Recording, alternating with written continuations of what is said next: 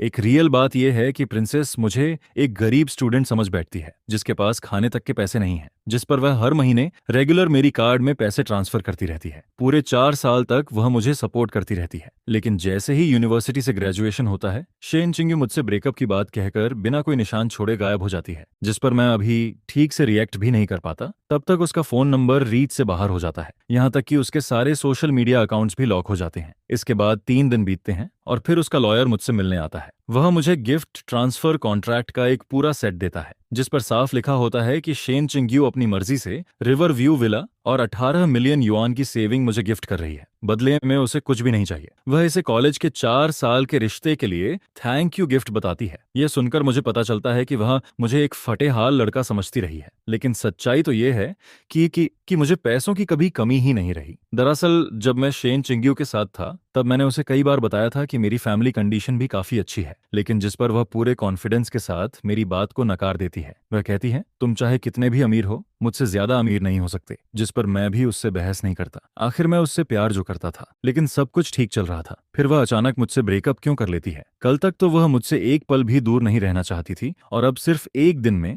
उसका मन कैसे बदल जाता है? यह सोचकर मैं खुद को शांत करता हूँ, फिर अपनी फैमिली कनेक्शंस की मदद से पूरी सच्चाई निकलवाता हूँ, जिस पर मुझे पता चलता है कि आज उसकी एंगेजमेंट पे जुनहेंग यानी बीयूआई फैमिली के यंग मास्टर के साथ होने वाली है। यह सुनते ही मैं तुरंत कार लेकर वेन्यू की तरफ निकल जाता हूँ। जैसे ही अंदर पहुंचता हूँ, मेरी नजर स्टेज पर खड़ी शेन चिंग्यू पर पड़ती है। वह एक लग्जरी ड्रेस पहने होती है। वह बेहद खूबसूरत और एलिगेंट लग रही होती है, लेकिन उसकी भौहें लगातार सिकुड़ी हुई होती हैं, जिसे देखकर मुझे फील होता है कि शेन चिंग्यू बिल्कुल भी खुश नहीं है। क्या उसे पेई जुनहेंग के साथ एंगेजमेंट के लिए मजबूर किया गया है? तभी भीड़ में से कोई जोर से चिल्लाता है, जिस पर मेरी नजर पेई जुनहेंग पर पड़ती है, जो शेन चिंग्यू का हाथ पकड़ने की कोशिश करता है, लेकिन रिफ्लेक्स में वह एक कदम पीछे हट जाती है और उसका हाथ अवॉइड कर देती है। यह देखकर पी जुनहेंग का चेहरा तुरंत खराब हो जाता है। वह कहता है, क्या तुम इतनी जल्दी अपना वादा भूल गई हो? जिस पर शेन चिंग्यू का चेहरा पल भर में पीला पड़ जाता है, लेकिन वह दांत भींचकर एक कदम आगे बढ़ जाती है। यह देखकर मुझे पूरा यकीन हो जाता है कि यह आदमी उसे किसी बात से थ्रेट कर रहा है। फिर जैसे ही शेन चिंग्यू मुझे देखती है, उसकी आंखों में खुशी की एक झलक दिखाई देती है, लेकिन अगले ही पल वह गायब हो जाती है। उसी समय स्टेज पर खड़ा पेई जुनहेंग मुझे घूरते हुए कहता है, ओए भिखारी, मेरी मंगेतर को बड़े प्यार से बुला रहा है ना? यह सुनकर मेरा दिल बैठ जाता है। मैं साफ फील कर सकता हूँ कि वहां मौजूद हर इंसान की नजरों में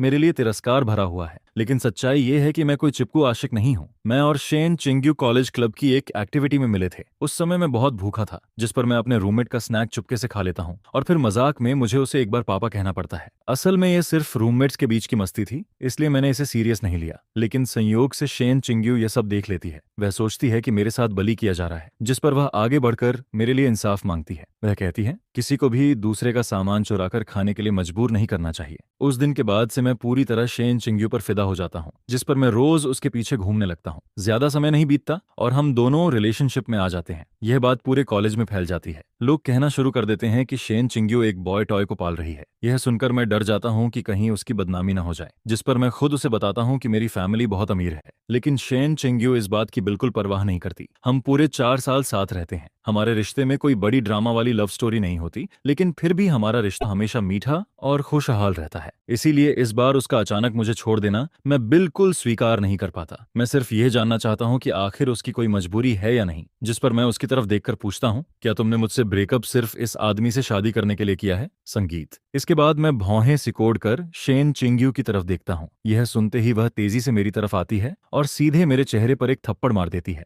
वह कहती है, मैंने तुम्हें जाने के लिए कहा था, क्या तुम्हें समझ नहीं आता? लेकिन मैं इस थप्पड़ से बचता नहीं हूँ, क्योंकि शेन चिंग्यू हाई हील्स पहने होती है। मुझे डर होता है कि कहीं ज्यादा जोर लगाने पर वह गिर न जाए, जिस पर मैं खुद पर हंस पड़ता हूँ। शेन चिंग्यू किसी और की होने वाली है और मैं अभी भी उसकी चिंता कर रहा हूँ। क्या मैं इतना गिर चुका हूँ? इसके बाद मैं उसके चेहरे की तरफ देखता हूँ और पूछता हूँ, तुम बिना कुछ कहे ऐसे कैसे चली गई? एक एक्सप्लेनेशन तक नहीं दिया। ये मेरे साथ फेयर नहीं है। जिस पर वह ठंडे स्वर में कहती है, घर और कार मैं तुम्हें दे चुकी हूँ, तुम्हें और कौन सा फेयरनेस चाहिए लुशिंगचे? हमारा रिश्ता खत्म हो चुका है। शुरुआत में मैंने तुम्हें सिर्फ इसलिए डेट किया था क्योंकि तुम हैंडसम थे और साथ ही इतने गरीब थे कि कंट्रोल करना आसान था। मेरे जैसे फैमिली बैकग्राउंड वाले लोगों के लिए लव और मैरिज अलग अलग चीजें होती हैं। फिर भी पिछले 4 साल मेरे साथ रहने के लिए थैंक यू, लेकिन मेरा हस्बैंड सिर्फ पेई जुनहेंग ही हो सकता है। अब तुम्हें अपना जवाब मिल गया है, इसलिए यहाँ से चले जाओ। ये सुनकर मैं अपनी मुट्ठियां कस लेता हूँ। तो मेरे हिसाब से जो प्यार और मिठास थी वह सिर्फ मेरी तरफ से थी। मैंने सोचा था कि उसकी कोई मजबूरी होगी और मैं उसकी मदद करूंगा, लेकिन शेन चिंग्यू खुद कह रही है कि उसे फैमिली मैरिज करनी है, जिस पर मैं धीरे से सिर हिला देता हूँ। अगर यही बात है तो ठीक है, मैं तुम्हें खुश रहने की शुभकामनाएं देता हूँ। तभी पेई जुनहेंग हंसते हुए कहता है, जब यहाँ तक आ ही गया है तो एंगेजमेंट सेरेमनी देखकर जाना, नहीं तो ये बीयूआई फैमिली की बेइज्जती होगी और साथ ही पूरे हाईचेंग हाई सोसाइटी की भी। यह सुनकर मैं हंस पड़ता हूँ। क्या ये PUJUNHENG खुद को इतना बड़ा समझता है? ऐसी घमंडी बातें मैंने पहले भी बहुत लोगों से सुनी हैं, लेकिन बाद में जब मैंने उन्हें सबक सिखाया तो फिर किसी की हिम्मत नहीं हुई कि मुझसे इस तरह बात करे। लेकिन पेई जुनहेंग मेरी आंखों की अवहेलना समझ ही नहीं पाता, जिस पर वह ताली बजाता है और अगले ही पल दोनों तरफ से ब्लैक सूट पहने कई आदमी बाहर निकल आते हैं। वह कहता है, लू शिंगचे खुद जाकर बैठ जाएगा या मेरे लोग तुझे कुर्सी पर बिठाएं? तभी शेन चिंग्यू घबराकर बोलती है, लू शिंगचे यहाँ से चले जाओ, मैं तुम्हें अब और नहीं देखना चाहती। लेकिन पेई जुनहेंग तुरंत उसे डांट देता है, मैंने तुम्हें बोलने की इजाजत दी थी, क्या तुम सोचती हो मैं बेवकूफ हूँ? मुझे दिखाई नहीं देता कि तुम इस लड़के की मदद कर रही हो? यह सुनकर मैं शेन चिंग्यू को गहराई से देखता हूँ, जिस पर वह जल्दी से कहती है, आज हमारी एंगेजमेंट है, मैं बस नहीं चाहती कि मेरा एक्स यहाँ कोई तमाशा करे। तुआनहंग, मैं ये सब तुम्हारे लिए कर रही हूँ। ये कहते हुए वह मेरी तरफ उंगली दिखाती है, जल्दी नीचे उतर जाओ और सेरेमनी देखो, जिस पर चारों ब्लैक सूट वाले आदमी मेरे चारों तरफ आ जाते हैं। वे मुझे घसीटते हुए हॉल के एक कोने में ले जाते हैं और वहां बैठा देते हैं। लेकिन अगर ये लोग खेल खेलना चाहते हैं तो फिर मुझे भी कोई दिक्कत नहीं है। ठीक उसी समय कुछ घमंडी यंग मास्टर्स मेरी तरफ बढ़ते हुए दिखाई देते हैं। अगर कोई सरप्राइज नहीं हुआ तो ये जरूर पेई जुनहेंग के वही खराब दोस्त होंगे। जिस पर उनमें से एक हंसते हुए कहता है, ओए भिखारी, बता तो सही, आराम से जीना बुरा था क्या, जो यहाँ आकर पूरे शहर के सामने खुद को जोक बनवा रहा है? जिस पर उनमें से एक हंसते हुए कहता है, तुम सच में सोचते हो कि शेन चिंग्यू तुम्हारी रक्षा करेगी? इसके बाद वह तिरस्कार भरी नजरों से मुझे देखकर कहता है, सच बताऊं, आज अगर तुम यहाँ नहीं भी आते तब भी तुआनहंग तुम्हें छोड़ने वाला नहीं था। आखिर कौन सा आदमी ये बर्दाश्त करेगा कि उसकी मंगेतर के साथ 4 साल तक रहने वाला दूसरा आदमी आराम से जिंदगी जीता रहे? यह सुनकर आसपास खड़े लोग जोर जोर से हंसने लगते हैं, जिस पर सभी मुझे घेर कर खुलेआम मजाक उड़ाने लगते हैं। लेकिन मैं सिर्फ सिर झुकाकर अपना फोन चलाता रहता हूँ। इन उछलते कूदते क्लाउन से बहस करने की मुझे कोई जरूरत फील नहीं होती।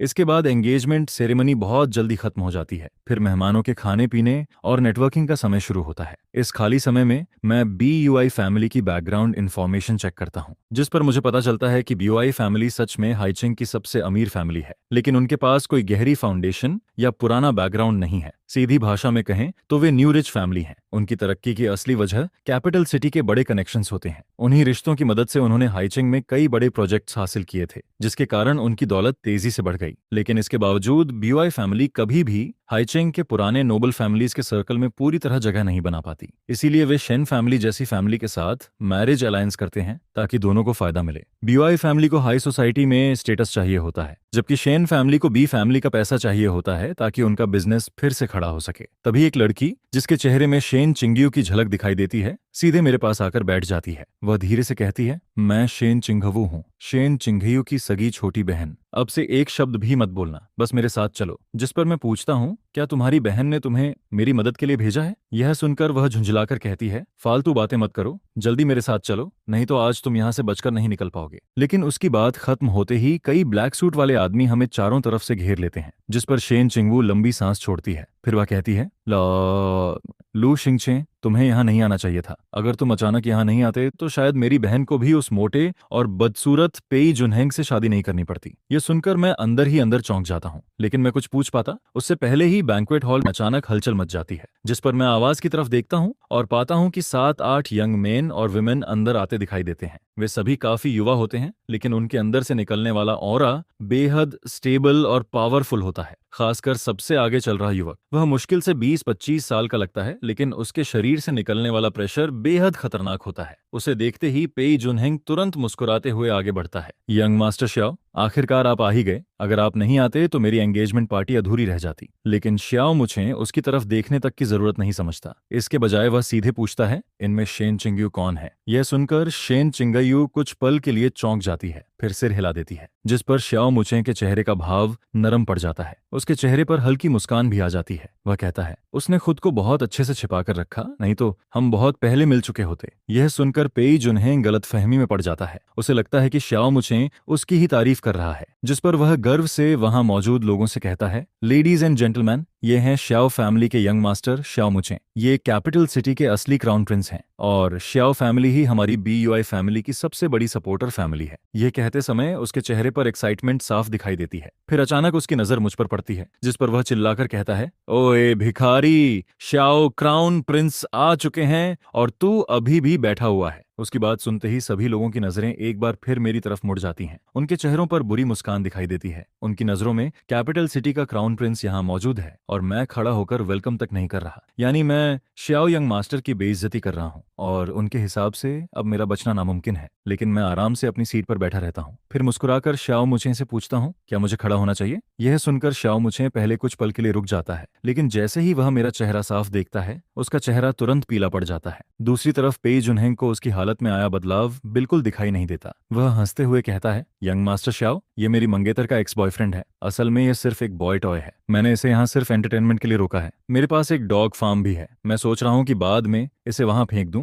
ताकि हंटिंग डॉग्स इसे जिंदा खा जाएं। ये सुनते ही शेन चिंग्यू खुद को रोक नहीं पाती। वह तुरंत बोल पड़ती है, पी जुनहेंग, तुमने मुझसे वादा किया था। तुमने कहा था कि अगर मैं तुमसे शादी कर लूं तो तुम लू शिंगचे को छोड़ दोगे। लेकिन पेई जुनहेंग सिर्फ ठंडी हंसी हंसता है। तो क्या हुआ? किसने कहा था इसे खुद मेरे सामने आने के लिए? मैं इसे क्यों छोड़ूं? यह सुनकर शेन चिंग्यू उससे बहस करना बंद कर देती है, जिस पर वह सीधे मेरी तरफ चलकर आती है। फिर मजबूरी भरी मुस्कान के साथ सिर हिलाती है। लू शिंगचे, आखिर कब तुम मुझे चिंता करना बंद करने दोगे? जिस पर मैं धीरे से कहता हूँ, चिंग्यू, अब मुझे लेकर चिंता मत करो। इसके बजाय तुम कब यकीन करोगी कि तुम्हारा आदमी सच में काफी पावरफुल है? यह सुनकर मैं मुस्कुराता हूँ और उसे अपनी बाहों में खींच लेता हूँ। इस बार शेन चिंग्यू मुझे दूर नहीं करती। वह धीरे से कहती है, शेंगचे, अब मैं तुम्हारी रक्षा नहीं कर सकती। अब सिर्फ एक रास्ता बचा है, मुझे होस्टेज बना लो, तभी तुम्हारे पास यहाँ से निकलने का मौका होगा। फिर जो पैसे मैंने तुम्हें दिए हैं उन्हें लेकर जितना दूर जा सकते हो चले जाना और दोबारा कभी वापस मत आना। मुझे बस इतना चाहिए कि तुम सुरक्षित रहो। यह सुनकर मैं बेबस होकर मुस्कुरा देता हूँ। इतनी देर बाद भी शेन चिंग्यू को मुझ पर भरोसा नहीं है। क्या मैंने अपनी पहचान सच में इतनी अच्छी तरह छिपाई थी? उसी समय पेई जुनहेंग के बॉडीगार्ड्स मेरी तरफ बढ़ने लगते हैं, लेकिन लगभग उसी पल हॉल के सभी वेटर्स भी अचानक आगे आ जाते हैं,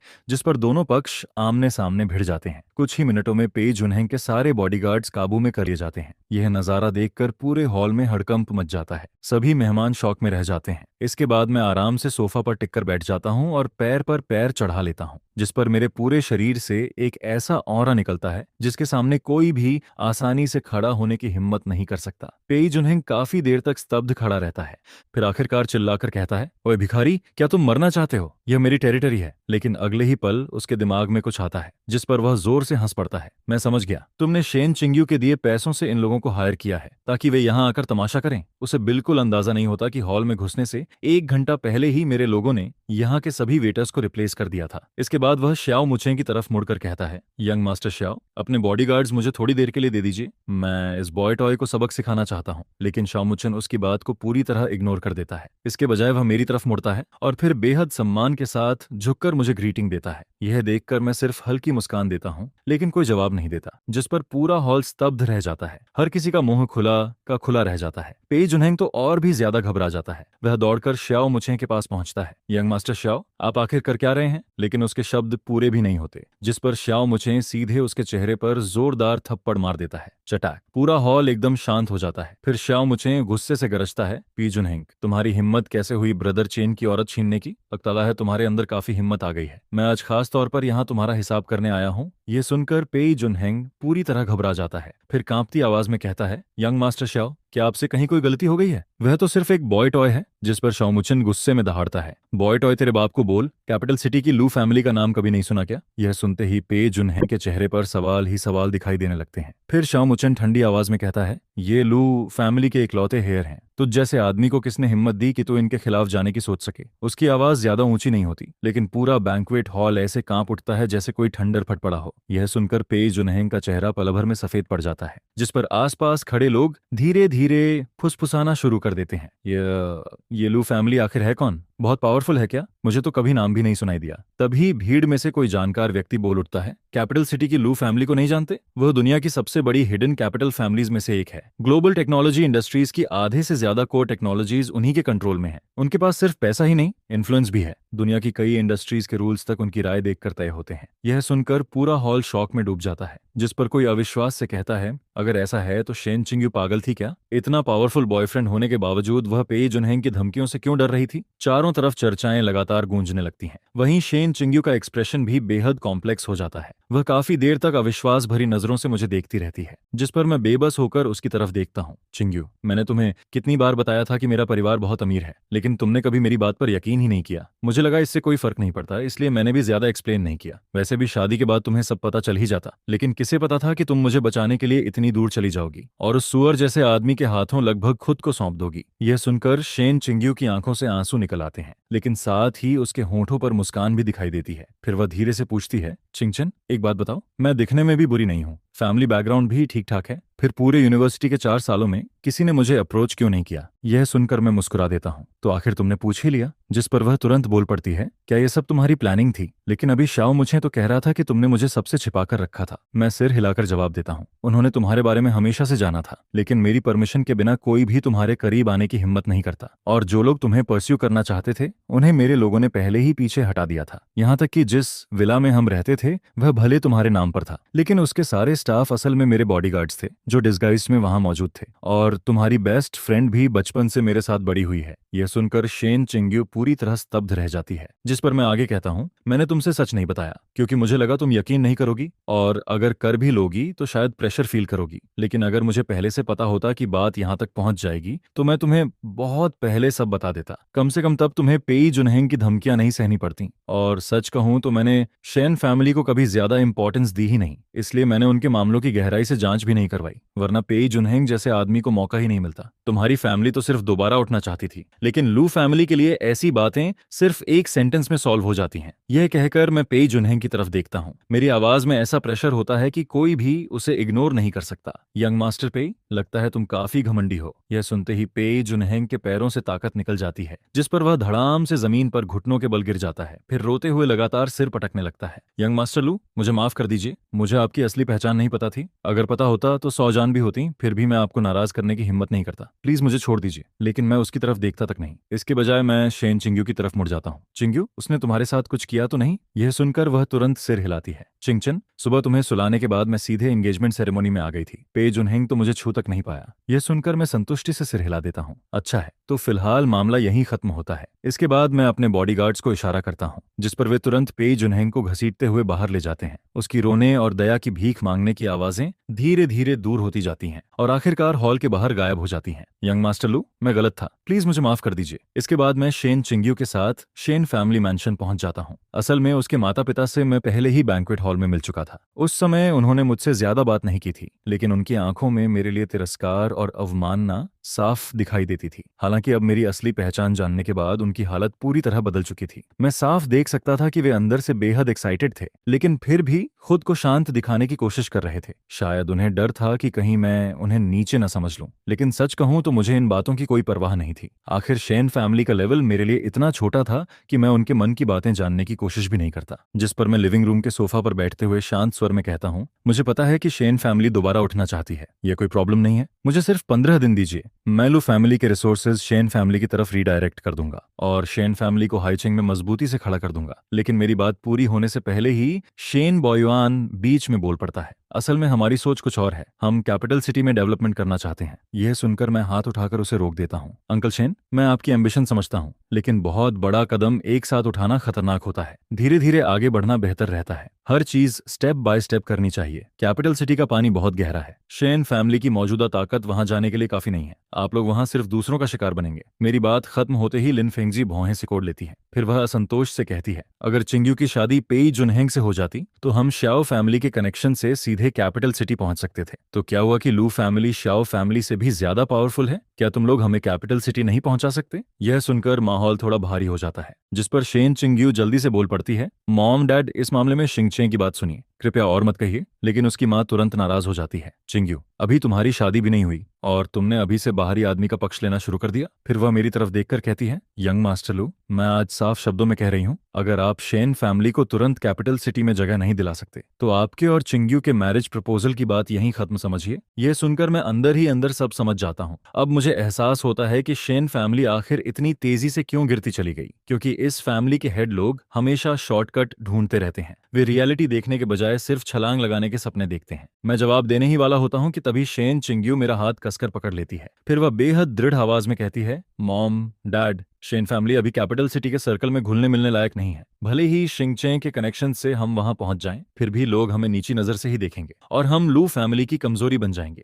यह लू फैमिली को भी नुकसान पहुंचाएगा। अभी हमें सिर्फ हाईचेंग में फोकस करना चाहिए। अगर हम मेहनत करें तो ज्यादा से ज्यादा 10 साल में अपनी ताकत से कैपिटल सिटी पहुंच सकते हैं। लेकिन उसकी बात खत्म होते ही शेन बोयुआन का चेहरा गुस्से से लाल हो जाता है। वह जोर से चिल्लाता है, क्विंग्यू, क्या अब तुम मुझे सीख दोगी? मैं तुम्हारा बाप हूं। यह सुनते ही शेन क्विंग्यू का गुस्सा भी आखिर फूट पड़ता है। अगर उस वक्त पापा अपनी जिद पर अड़े नहीं रहते तो शेन फैमिली कभी धोखा नहीं खाती और आज इस हालत में भी नहीं पहुंचती, जिस पर दादाजी भी इतना गुस्से में नहीं आते और उनकी मौत भी नहीं होती। तो फिर आप अभी तक क्यों नहीं सुधरे? यह कहकर शेन चिंग्यू मेरा हाथ पकड़ता है और सीधे बाहर की तरफ चल पड़ता है, जिस पर वह कहता है, तिनथान, चलो यहां से निकलते हैं। इन लोगों के पास बेसिक दिमाग तक नहीं है। इनके साथ कोई तर्क नहीं किया जा सकता। यही वो शेन चिंग्यू है जिसे मैं जानता हूँ, जो हर काम में निर्णायक रहता है, कभी हिचकिचाता नहीं और हमेशा सही फैसला लेता है। होटल जाते वक्त मैं उससे शेन फैमिली के सालों पहले हुए धोखे के बारे में पूछता हूँ, जिस पर शेन चिंग्यू मुझे संक्षेप में पूरी बात बताता है। असल में कई साल पहले राजधानी के हाई सोसाइटी सर्कल के किनारे घूमने वाला एक आदमी था। कुछ बड़े लोगों से जान पहचान होते ही वह खुद को बहुत बड़ा समझने लगा। फिर उसने उसके पिता को एक प्रोजेक्ट में इन्वेस्टमेंट करने के लिए उकसाया। उसने दावा किया कि अगर प्रोजेक्ट सफल हो गया तो शेन फैमिली आसानी से कैपिटल सर्कल में एंट्री कर सकती है। उस समय पूरे परिवार ने इस फैसले का विरोध किया था, लेकिन उसके पिता जिद पकड़कर बैठे रहे और इन्वेस्टमेंट कर दिया, जिसके बाद लगभग पूरा परिवार बर्बाद हो गया और दिवालिया होने की नौबत आ गई।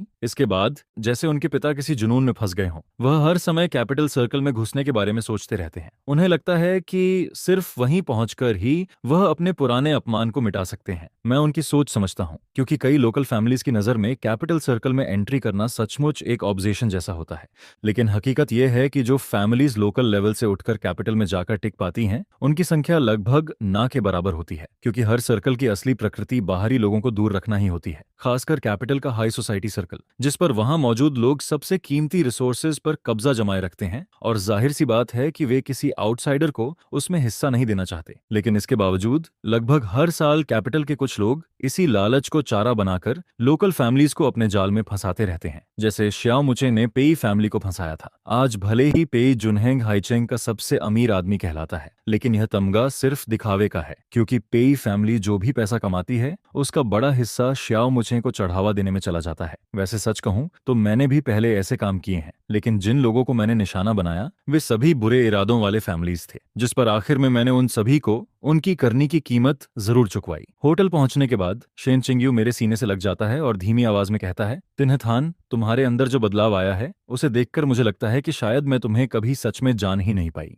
पहले वाले तुम एक ऐसे लड़के जैसे थे जो बड़ा होना ही नहीं चाहता था, हर दिन बस मेरे पीछे पीछे घूमते रहते थे। लेकिन अब तुम इतने समझदार और गहरे हो गए हो। आखिर असली तुम कौन हो? जिस पर मैं मुस्कुराकर कहता हूँ, दोनों ही मैं हूँ, लेकिन सिर्फ तुम्हारे सामने रहने पर मैं अपना सबसे शुद्ध और असली रूप दिखाता हूँ। जहां तक मेरी समझदारी की बात है, यह सब बचपन से सीखी हुई दुनिया की समझ है। चिंग्यू, अगर तुम्हारी दिलचस्पी हो तो शादी के बाद जब हम मेन हाउस में शिफ्ट होंगे तब तुम्हें सब अपने आप समझ आ जाएगा। यह सुनकर वह तुरंत सिर हिलाता है। मुझे बिल्कुल दिलचस्पी नहीं है। पहले मैं इतनी मेहनत इसलिए करती थी क्योंकि शेन फैमिली में कोई जिम्मेदारी उठाने वाला नहीं था, लेकिन अब मेरे पास तुम हो तो मुझे इतनी जान लगाने की जरूरत ही नहीं है। उसकी यह बात बिल्कुल सही थी, क्योंकि जब मैं उसके साथ हूं तो उसे अब किसी चीज के लिए संघर्ष करने की जरूरत नहीं है। रात होने के बाद हम दोनों कार से शहर के बाहरी इलाके में बने एक डॉग फाइटिंग एरिना पहुंचते हैं। यह जगह पेई जुनहेंग की थी। उसे कुत्तों की लड़ाई देखना बेहद पसंद था और वह इसे अपने मनोरंजन का साधन मानता था। लेकिन आज हम यहाँ किसी तमाशे के लिए नहीं आए थे। हम यहाँ पेई जुनहेंग शेन बोयुआन और लिन फेंगजी के लिए आए थे। ये तीनों पूरी तरह पागल हो चुके थे। इन्होंने मुझे किडनैप करने और मेरी जान का इस्तेमाल करके लू फैमिली से फायदे लेने की योजना बनाई थी। इतना ही नहीं, सब कुछ हासिल करने के बाद विदेश भागकर आराम की जिंदगी बिताने की प्लानिंग भी कर ली थी। लेकिन इन्हें नहीं पता था कि जब पेई जुनहेंग ने मुझे पकड़ने के लिए लोग भेजे थे, तब उसके भेजे हुए सभी लोग पहले ही श्याओ मुचे के आदमियों द्वारा पकड़े जा चुके थे। यहाँ तक कि खुद पेई जुनहेंग को भी घसीटकर इसी एरिना में लाया गया था। इस समय मैं स्टैंड पर बैठा हुआ था, जिस पर मेरी नजर नीचे मैदान में फेंके गए पेई जुनहेंग पर पड़ती है। उसका पूरा शरीर खून से लथपथ था और उसके सामने एक तिब्बती मास्टिफ जंजीर से बंधा हुआ खड़ा था। यह वही खतरनाक कुत्ता था जिसे पेई जुनहेंग ने बहुत बड़ी कीमत देकर खरीदा था। इससे पहले भी वह कई लोगों को मार चुका था। मेरे बगल में शेन बोयुआन और लिन फेंगजी खड़े कांप रहे थे। सच कहूं तो मुझे यकीन ही नहीं हो रहा था कि ये दोनों इतने मूर्ख हो सकते हैं कि मेरा किडनैप करने की प्लानिंग तक बना लें। जिस पर शेन चिंग्यू गुस्से से कांपने लगता है और अपने माता पिता पर चिल्लाता है, आप दोनों आखिर सोच क्या रहे थे? मान लो आप तिन थान को किडनैप करके कैपिटल सर्कल में घुस भी जाते तो क्या लू फैमिली आपको छोड़ देती? जिस पर उसके पिता तुरंत कहते हैं, क्यों नहीं छोड़ती? जब तक सब कुछ हो जाएगा तब तक शैन फैमिली कैपिटल सर्कल में पहुंच चुकी होगी और तुम लू फैमिली की बहू बन जाओगी, तब वे हमारा क्या बिगाड़ लेंगे? यह सुनकर मैं ठंडी आवाज में कहता हूँ, आप शायद टॉप फैमिलीज के नियम नहीं जानते। अगर आपने सच में मेरी जान को खतरे में डाला होता तो मेरे माता पिता मेरी पसंद की परवाह नहीं करते। वे सीधे शेन फैमिली को दुनिया से मिटा देते और उसमें चिंग्यू भी शामिल होती। मेरी बात सुनकर दोनों के चेहरे का रंग उड़ जाता है। हालांकि यह बात बहुत क्रूर लगती है, लेकिन यही सबसे रियल सच्चाई है। लू फैमिली कभी भी अपने पीछे कोई खतरा जिंदा नहीं छोड़ती। तभी पेई जुनहेंग घुटनों के बल गिर जाता है। यंग मास्टर लू, मुझसे गलती हो गई, कृपया मुझे एक मौका दे दीजिए। लेकिन उसकी बात पूरी भी नहीं होती कि तिब्बती मास्टिफ उस पर झपट पड़ता है। अगले ही पल उसकी चीखें पूरे एरिना में गूंजती हैं और फिर अचानक सब कुछ शांत हो जाता है। मैं शेन चिंग्यू को यह नजारा आगे देखने नहीं देता और उसका हाथ पकड़कर बाहर ले जाता हूँ, जिस पर शेन कपल भी हमारे पीछे आने की कोशिश करता है, लेकिन मैं उन्हें रोक देता हूँ। फिर ठंडी नजरों से उन्हें देखते हुए कहता हूँ, तुम दोनों यहीं खड़े रहो और ये सब ध्यान से देखो। देखने के बाद 10,000 शब्दों की रिफ्लेक्शन रिपोर्ट लिखना। अगर मुझे लगे कि तुमने कुछ नहीं सीखा तो यहीं रुककर और देखना। वैसे भी पेई फैमिली के बहुत से लोग अभी लाइन में खड़े हैं। मुझे उन्हें भी सिखाना है कि आखिर सही रास्ता क्या होता है। जहां तक मेरे ससुर सास का सवाल था, मुझे लगा था कि इस घटना के बाद शेन बोयुआन और लिन फेंगजी सुधर जाएंगे और शांत रहेंगे। साथ ही पेई जुनहेंग के बचे हुए लोग भी ज्यादा परेशानी नहीं खड़ी कर पाएंगे। लेकिन मैंने उनकी लालच और पागलपन को बहुत कम आंका था। 3 दिन बाद श्याओ मुचेंग एक इन्वेस्टिगेशन रिपोर्ट मेरे सामने रखता है, जिस पर रिपोर्ट के अंदर लिखी बातें पढ़कर मैं भी थोड़ा हैरान रह जाता हूँ। पता चलता है कि पेई जुनहेंग का दक्षिणी इलाके में एक दूर का मामा भी है। वह अंडरग्राउंड वर्ल्ड में काम करके ऊपर उठा था और उसके हाथ में कई खतरनाक लोग थे। साउथ अंडरवर्ल्ड में उसकी काफी ताकत मानी जाती थी। पेई जुनहेंग के साथ घटना होने से पहले उसने उसी आदमी को मैसेज भेजकर मदद मांगी थी और अपनी सारी कहानी रो रो कर सुनाई थी। अब वह आदमी अपने लोगों को लेकर तेजी से हाईचेंग की तरफ बढ़ रहा है और जहां भी जा रहा है खुलेआम ऐलान करता फिर रहा है कि वह पेई जुनहेंग का बदला लेकर रहेगा। इसके अलावा शेन बोयुआन फिर से चोरी छिपे पेई जुनहेंग के मामा से संपर्क करता है, जिस पर वह मेरी रोज की एक्टिविटीज और आने जाने की पूरी जानकारी उसे देने लगता है। इतना ही नहीं, वह वादा भी करता है कि अगर वे लोग मुझे काबू में कर लेते हैं तो शेन फैमिली अपनी आधी संपत्ति रिवॉर्ड के तौर पर देने को तैयार है। शेन बोयुआन तो इतना आगे बढ़ गया था कि उसने खुद ही प्रस्ताव रखा कि वह समुद्र के रास्ते उनकी मदद करेगा और उन्हें कवर भी देगा। मैं रिपोर्ट की सारी बातें पढ़ता हूँ, जिस पर मेरे होंठों पर एक ठंडी मुस्कान आ जाती है। लगता है पिछली बार का सबक अभी तक इनके दिमाग में नहीं घुसा। चिंग्यू जब यह सब जानती है तो उसकी आंखें लाल हो जाती हैं और वह मुझसे माफी मांगते हुए कहती है, तिन्ह थान, तुम्हें बहुत कुछ सहना पड़ा है। मेरे माता पिता हद से ज्यादा आगे बढ़ गए हैं। जिस पर मैं उसका हाथ पकड़कर कहता हूँ, यह तुम्हारी गलती नहीं है, गलती उनकी है क्योंकि उन्हें अपनी हद पता ही नहीं है। अब जब वे खेलना चाहते हैं तो मैं भी उनके साथ आखिर तक खेलूंगा। इसके बाद मैं श्याओ मुचेन से कहता हूँ कि उसे खुद कोई एक्शन लेने की जरूरत नहीं है, बस लोकल लॉ इन्फोर्समेंट को सूचना दे दो और पेई जुनहेंग वजह आसेरी उसके मामा के सारे क्राइम एविडेंस उन्हें सौंप दो। वैसे भी उस बूढ़े ने इतने सालों में जितने गंदे काम किए हैं उनमें से कोई एक क्राइम भी साबित हो जाए तो उसकी बाकी जिंदगी जेल में मशीन चलाते हुए निकल जाएगी। ऐसे छोटे मोटे लोगों से निपटने के लिए मुझे खुद मैदान में उतरने की जरूरत नहीं पड़ती। और जैसा मैंने सोचा था ठीक वैसा ही होता है। पेई जुनहेंग का मामा जैसे ही हाईचेंग की सीमा में कदम रखता है, पहले से तैयार लॉ एनफोर्समेंट फोर्सेस उसे चारों तरफ से घेर लेती हैं, जिस पर उसके साथ आए सारे गुंडे पलटकर कुछ करने का मौका तक नहीं पाते और एक एक करके जमीन पर दबोच लिए जाते हैं। वे सभी कुत्तों की तरह जमीन पर चिपकाए जाते हैं और बुरी तरह चीखते रहते हैं। इसके बाद उसके हाथ में मौजूद सारे अंडरग्राउंड बिजनेसेस भी मेरे लोगों द्वारा साफ कर दिए जाते हैं। उसकी पूरी प्रॉपर्टी और एसेट्स जब्त कर ली जाती हैं। जब शेन बोयुआन को यह खबर मिलती है तब वह बोर्ड ट्रेनिंग क्लास में बैठा होता है। यह सुनते ही वह डर के मारे जमीन पर गिर पड़ता है। आधे दिन तक उठ नहीं पाता, जिस पर पूरी ट्रेनिंग बीच में ही रोकनी पड़ती है। वहीं लिन फेंगजी तो रो रो कर बेहोश तक हो जाती है। होश में आते ही वह सीधे उस होटल की तरफ भागती है जहां मैं रुका हुआ था। वह होटल के बाहर घुटनों के बल बैठ जाती है और लगातार मेरा नाम पुकारते हुए माफी मांगती रहती है। वह कहती रहती है कि उसे अपनी गलती का एहसास हो गया है और शेन फैमिली को एक मौका दे दिया जाए। जिस पर होटल के बाहर काफी लोग इकट्ठा हो जाते हैं और तरह तरह की बातें करने लगते हैं। मैं होटल की ऊंची मंजिल पर बने फ्लोर टू सीलिंग ग्लास के सामने खड़ा होकर नीचे का नजारा देखता हूँ। नीचे लिन फेंगजी की हालत बेहद दयनीय लगती है, लेकिन मेरी आंखों में कोई भाव नहीं आता। मैं सीधे अपने बॉडीगार्ड को नीचे भेजता हूँ और उसे एक मैसेज देने को कहता हूँ, जिस पर बॉडीगार्ड नीचे जाकर कहता है, यंग मास्टर लू ने मुझे आप तक एक बात पहुंचाने के लिए भेजा है। आप जैसी इंसान जो कभी अपनी गलती नहीं मानती, उसके पास यंग मास्टर लू से मिलने की योग्यता तक नहीं है। और यह तो सिर्फ शुरुआत है। अगर आपने फिर कभी यंग मास्टर लू या मिस शेन को परेशान करने की कोशिश की तो आपको सीधे गायब कर दिया जाएगा। यह सुनते ही लिन फेंगजी का चेहरा डर से सफेद पड़ जाता है। वह जमीन से घबराकर उठती है और भाग खड़ी होती है, जिस पर तमाशा देखने आए लोग भी धीरे धीरे वहां से चले जाते हैं। लेकिन शेन फैमिली का यह स्कैंडल पूरे हाईचिंग अपर क्लास सर्कल में फैल जाता है। कई कंपनीज जो शेन फैमिली के साथ बिजनेस कर रही थीं, एक एक करके कॉन्ट्रैक्ट्स खत्म करने लगती हैं। उनके शेयर्स बुरी तरह गिरते हैं और पूरा फैमिली बिजनेस बैंकरप्टेसी के किनारे पहुंच जाता है। मुझे लगा था कि इतना सब होने के बाद शेन बोयुआन और लिन फेंगजी आखिरकार शांत हो जाएंगे, लेकिन मैंने उनकी बेहयाई को फिर कम आंका। उनका खुद को बर्बाद करने का सफर अभी खत्म नहीं हुआ था और इस बार उन्होंने निशाना बनाया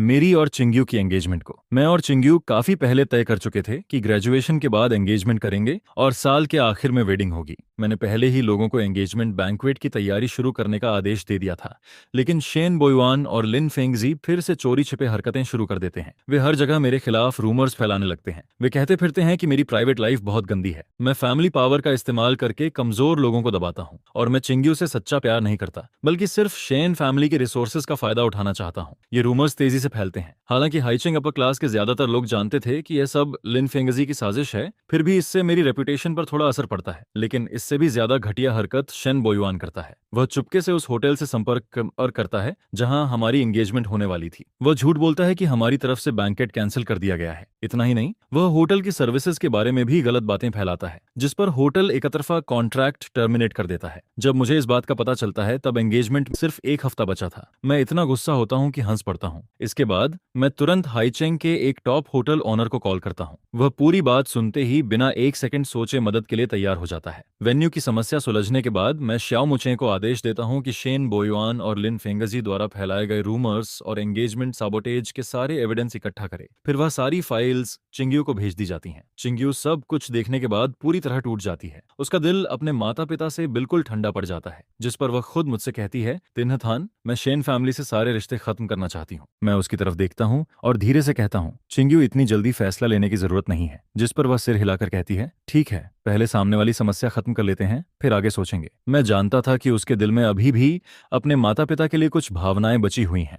आखिर वे उसके असली माता पिता थे। मैं नहीं चाहता था कि वह मुश्किल में पड़े, लेकिन शेन बोयुआन और लिन फेंगजी मेरी सहन शक्ति की आखिरी सीमा पार कर चुके थे और अब मैं उन्हें कोई दूसरा मौका देने वाला नहीं था। एक हफ्ते बाद मेरी और चिंग्यू की एंगेजमेंट सेरेमनी शानदार तरीके से आयोजित होती है। पूरा होटल फूलों और रोशनी से सजाया गया था। हर मेहमान हमें आशीर्वाद और शुभकामनाएं देता है, लेकिन शेन बोयुआन और लिन फेंगजी को निमंत्रण नहीं मिला था। फिर भी वे बेशर्मी से होटल के बाहर आकर हंगामा शुरू कर देते हैं। लिन फेंगजी जमीन पर लौटने लगती है और रोते रोते चिल्लाती है कि मैंने उसकी बेटी उससे छीन ली। वहीं शेन बोयुआन एक तरफ खड़ा होकर मुझे कोसता रहता है। वह कहता है कि मैंने शेन फैमिली को बर्बाद कर दिया। इतना ही नहीं, वे एंगेजमेंट को खराब करने के लिए अंदर घुसने की कोशिश भी करते हैं, लेकिन मुझे पहले से अंदाजा था कि वे जरूर आएंगे, जिस पर मैंने पहले ही बड़ी संख्या में बॉडीगार्ड्स तैनात कर दिए थे। जैसे ही वे हंगामा शुरू करते हैं, बॉडीगार्ड्स तुरंत उन्हें पकड़ लेते हैं और होटल के बगल वाली गली में घसीट कर ले जाते हैं। फिर मेरे कहने पर एक बॉडीगार्ड उन्हें संदेश देता है। यंग मास्टर लू का कहना है कि अगर तुम लोग फिर कोई परेशानी खड़ी करोगे तो सिर्फ यहाँ से भगाया नहीं जाएगा, तुम्हें सीधे जेल भेज दिया जाएगा, जहाँ पूरी जिंदगी मशीन चलाते रहोगे, या फिर ऐसे गायब कर दिए जाओगे कि कोई निशान तक नहीं मिलेगा। यह सुनकर शेन बोयुआन और लिन फेंगजी डर से कांपने लगते हैं और फिर एक शब्द भी बोलने की हिम्मत नहीं करते। इसके बाद एंगेजमेंट पार्टी सफलतापूर्वक खत्म हो जाती है, जिस पर मैं चिंग्यू की तरफ देखकर मुस्कुराता हूँ और कहता हूँ, ग्रेजुएशन के बाद हम वर्ल्ड टूर पर चलेंगे। यह सुनकर उसके चेहरे पर खुशी की चमक फैल जाती है। वह मुस्कुराते हुए जवाब देती है, जी। इसके बाद मैं और चिंग्यू अपने फ्यूचर ट्रिप की प्लानिंग करने लगते हैं। हम सोच रहे थे कि ग्रेजुएशन के बाद पूरी दुनिया घूमेंगे, लेकिन हम अभी अपनी ट्रैवल प्लान भी ठीक से तैयार नहीं कर पाए थे कि श्याओ मुचे एक और बुरी खबर लेकर आ जाता है। पता चलता है कि लिन फेंगजी ने किसी गंदी चाल का इस्तेमाल करके कैपिटल सिटी की हुओ फैमिली से संपर्क बना लिया है। हुओ फैमिली राजधानी की सबसे ताकतवर फैमिलीज में गिनी जाती है। उनका बिजनेस कई इंडस्ट्रीज में फैला हुआ है और उनकी ताकत को बिल्कुल भी हल्के में नहीं लिया जा सकता। बस हमारी लू फैमिली के मुकाबले कोर इंडस्ट्रीज पर कंट्रोल और इंटरनेशनल इन्फ्लुएंस के मामले में वे थोड़े पीछे हैं, जिस पर पिछले कई सालों से हुओ फैमिली हमेशा लू फैमिली को अपना सबसे बड़ा कॉम्पिटिटर मानती है। वे हर समय हमें दबाने की कोशिश करते हैं और अक्सर हमारे रास्ते में रुकावटें खड़ी करते रहते हैं। बिजनेस वर्ल्ड में लिन फेंगजी मुझे नुकसान पहुंचाने के लिए इतनी नीचे गिर जाती है कि लू फैमिली की कुछ कमर्शियल सीक्रेट्स तक हुओ फैमिली को बता देती है। इतना ही नहीं, वह मेरे और चिंग्यू के रिश्ते की बातों में भी खूब मिर्च मसाला लगाकर हुओ फैमिली के ओल्ड मास्टर को सुनाती है। वह कहती है कि मैं एक औरत के लिए फैमिली इंटरेस्ट तक छोड़ रहा हूं और अगर ऐसा चलता रहा तो एक दिन मैं लू फैमिली को बर्बाद कर दूंगा, जिस पर वह जानबूझकर लू फैमिली और हुओ फैमिली के रिश्तों में दरार डालने की कोशिश करती है ताकि हुओ फैमिली इस मौके का फायदा उठाकर मेरे खिलाफ एक्शन ले सके। लिन फेंगजी तो यहां तक वादा करती है कि अगर हुओ फैमिली मेरी कमर तोड़ने में उसकी मदद कर दे तो शेन फैमिली पूरी तरह हुओ फैमिली के अधीन हो जाएगी और हाईचेंग में उनका मोहरा बनकर काम करेगी। इसके बाद श्याओ मुचेन लिन फेंगजी और हुओ फैमिली के कॉन्टैक्ट पर्सन के बीच हुई कॉल रिकॉर्ड्स, चैट लॉग्स और उसके द्वारा लीक की गई कमर्शियल इन्फॉर्मेशन को इकट्ठा करके एक फाइल बनाता है, जिस पर वह पूरी फाइल मेरे सामने रख देता है। मैं उस फाइल को शांत चेहरे के साथ पलटता हूं,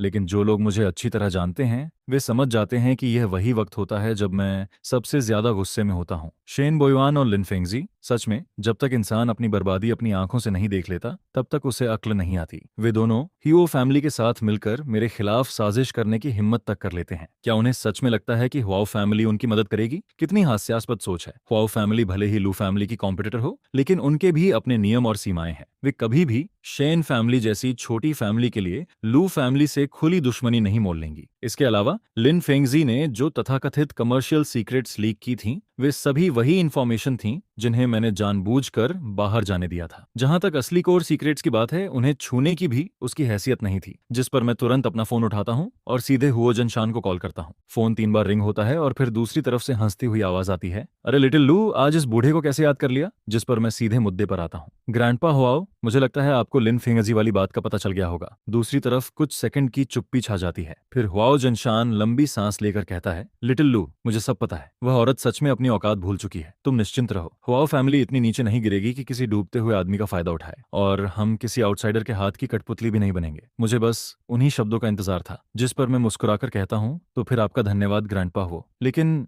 लिन फेंगजी ने लू फैमिली की इंफॉर्मेशन लीक की है और हमारे दोनों फैमिलीज के रिश्ते खराब करने की कोशिश की है। इस मामले को मैं ऐसे नहीं छोड़ सकता। यह सुनकर हुआ जंशान तुरंत जवाब देता है, यह तो बिल्कुल जायज है। गलती शेन फैमिली की है, तुम उनके साथ जो करना चाहो कर सकते हो। हुआ फैमिली इस मामले में बिल्कुल दखल नहीं देगी। ठीक है। कॉल खत्म करने के बाद मैं अपनी कनपटियां दबाता हूं और श्याओ मुछे की तरफ देखता हूं, जिस पर मैं ठंडी आवाज में आदेश देता हूं, तुरंत शुरू करो। शेन फैमिली के सभी बिजनेसेस खरीद लो, चाहे शेयर्स हो या रियल एस्टेट, कुछ भी नहीं छूटना चाहिए। मैं चाहता हूं कि शेन फैमिली का नाम हाईचिंग से हमेशा के लिए मिट जाए। यह सुनकर श्याओ मुछे की आंखों में ठंडी चमक आ जाती है। समझ गया यंग मास्टर लू, मैं अभी इंतजाम करता हूँ। लू फैमिली की ताकत ऐसी नहीं थी जिसका मुकाबला शेन फैमिली कर सके। 3 दिन भी नहीं गुजरते कि शेन फैमिली के ज्यादातर बिजनेसेस हमारे हाथ में आ जाते हैं। जो थोड़ी बहुत प्रॉपर्टी बचती है वह कैपिटल चेन टूटने की वजह से खुद ही बैंकरप्टेसी में चली जाती है, जिस पर शेन बोयुआन और लिन फेंगजी एक ही रात में कंगाल बन जाते हैं और ऊपर से उन पर भारी कर्ज भी चढ़ जाता है। जल्द ही क्रेडिटर्स उनका पीछा करना शुरू कर देते हैं। वे दोनों चारों तरफ से घिर जाते हैं। आखिर में फिर एक बार मेरी कंपनी बिल्डिंग के नीचे आकर हंगामा शुरू कर देते हैं, लेकिन इस बार मैं बिल्कुल भी नरमी नहीं दिखाता। मैं बॉडीगार्ड्स को आदेश देता हूं कि उन्हें सीधे पुलिस स्टेशन पहुंचा दिया जाए। साथ ही पब्लिक डिसऑनर्डर और कमर्शियल फ्रॉड के चार्जेस में उनके खिलाफ केस भी दर्ज करवा देता हूं, जिस पर कोर्ट बहुत जल्दी फैसला सुना देती है। कमर्शियल फ्रॉड के अपराध में शेन बोयुआन को 5 साल और लिन फेंगजी को 3 साल की जेल हो जाती है। उनकी सारी संपत्ति जब्त कर ली जाती है और कर्ज चुकाने में लगा दी जाती है। जब चिंग्यू को इस फैसले का पता चलता है तो वह कुछ नहीं कहती, वह बस चुपचाप मेरे सीने से लग जाती है। मैं जानता हूं कि उसके दिल में दर्द जरूर है, लेकिन यह सब शेन बोयुआन और लिन फेंगजी ने खुद अपने हाथों से किया था। इसके लिए किसी और को दोष नहीं दिया जा सकता। जिस पर मैं धीरे से उसकी पीठ थपथपाता हूं और कहता हूं, अब मैं तुम्हारे साथ हूं, मैं हमेशा तुम्हारे साथ रहूंगा। यह सुनकर चिंग्यू सिर उठाती है। उसकी आंखों में आंसू चमक रहे होते हैं। वह हल्की मुस्कान के साथ जवाब देती है, जी तिनथान। जिस दिन शेन फैमिली के पतन की खबर पूरे हाईचिंग में फैलती है, मैं जरा भी दया नहीं दिखाता। मैं सीधे आदेश देता हूं कि शेन बोयुआन और लिन फेंगजी के नाम पर बची हुई आखिरी प्राइवेट एसेट्स भी फ्रीज कर दी जाएं। यहां तक कि जेल में उनके डेली एक्सपेंसेस के लिए भी मैं मैं एक पैसा नहीं छोड़ता। इसके अलावा मैं पुलिस डिपार्टमेंट को खास तौर पर संदेश भिजवाता हूँ, इन दोनों का अच्छे से रिफॉर्म किया जाए। इन्हें किसी भी तरह की स्पेशल ट्रीटमेंट नहीं मिलनी चाहिए। जहां तक उन लोगों का सवाल था जिन्होंने शिन फैमिली के साथ मिलकर खेल खेला था, मैं उन्हें भी नहीं छोड़ता। शाओ मुचिन एक टीम लेकर निकलता है और एक एक करके सभी को साफ करना शुरू कर देता है। या तो वे बैंकअप सीटरी में चले जाते हैं और हाई चिंग छोड़कर भागते हैं, या फिर जेल पहुंचकर शेन बोयुआन और लिन फेंगजी के सेलमेट बन जाते हैं, जिस पर पूरे हाई चिंग बिजनेस सर्कल का नक्शा ही बदल जाता है। अब कोई भी लू फैमिली की ताकत को हल्के में लेने की हिम्मत नहीं करता। यहाँ तक कि कैपिटल की हुआओ फैमिली भी खुद आगे बढ़कर मैसेज भेजती है। वे कुछ मार्केट शेयर छोड़ने की पेशकश करती हैं, सिर्फ इसलिए ताकि लू फैमिली के साथ शांति बनी रहे। लेकिन मैं न तो प्रस्ताव स्वीकार करता हूँ और न ही मना करता हूँ। मैं बस श्याओ मुचे से एक जवाब भिजवाता हूँ, हाई चिंग, लू फैमिली का टेरिटरी है, यहाँ के रूल्स हम तय करते हैं। जो भी सीमा पार करेगा उसे बहुत भारी कीमत चुकानी पड़ेगी, और शैन फैमिली उसका सबसे स्पष्ट उदाहरण है। यह वही कीमत है जो उन्होंने अपने कर्मों के बदले चुकाई है।